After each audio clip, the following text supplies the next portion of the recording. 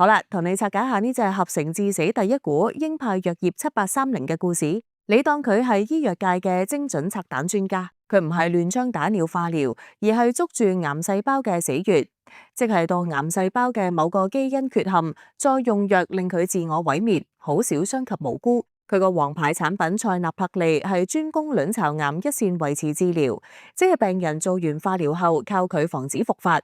重點係今年1月已經上市，兼且傾掂數入咗國家醫保，代表醫生肯開，病人食得起，生意已經跑出。數據仲靚到話，食咗嘅病人病情惡化或死亡風險大減57%，係全人類唔使睇基因型都用得。明顯係想同現時霸主奧拉柏利爭食。仲有個殺着，就係下一代產品 IMP1734，專攻 PARP1，唔打 PARP2，大幅減低傳統 PARP 藥最煩嘅貧血副作用，令病人有機會長期聯合用藥，增長潛力。佢哋賭緊幾個位。直症市場，中國卵巢癌一線維持治療，而家係32億人仔市場，預期去到2033年會爆上108億。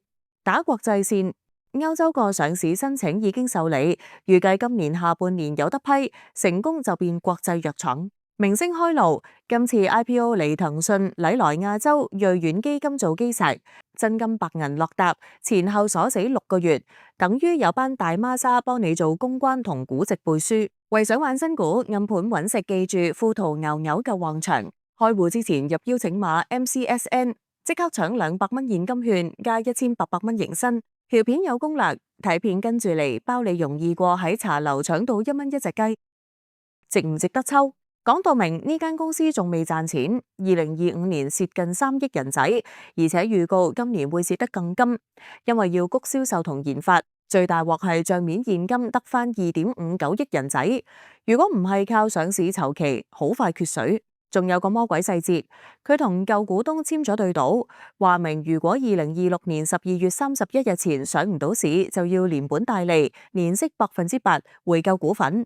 即係今次非上市不可，否則財政壓力好大。一句到尾，如果你信合成致死呢個技術，信中國醫保放量，兼且肯博騰訊同禮來嘅眼光，當係高風險高潛力嘅初期投資，可以小注跟陣營。但如果你係穩陣派，見到佢仲要燒大錢，競爭對手又強，奧拉柏利食咗90%市佔，就最好睇多2手，等佢出咗業績，證明到自己搶到單至算。記住，新股有破發風險，呢啲錢唔係人人賺得到，決定咗抽就要預咗坐貨。想收到更多新股、潛力股同埋潛力幣資訊，就記住即刻 subscribe 我哋嘅頻道同埋 like 我哋條片啦。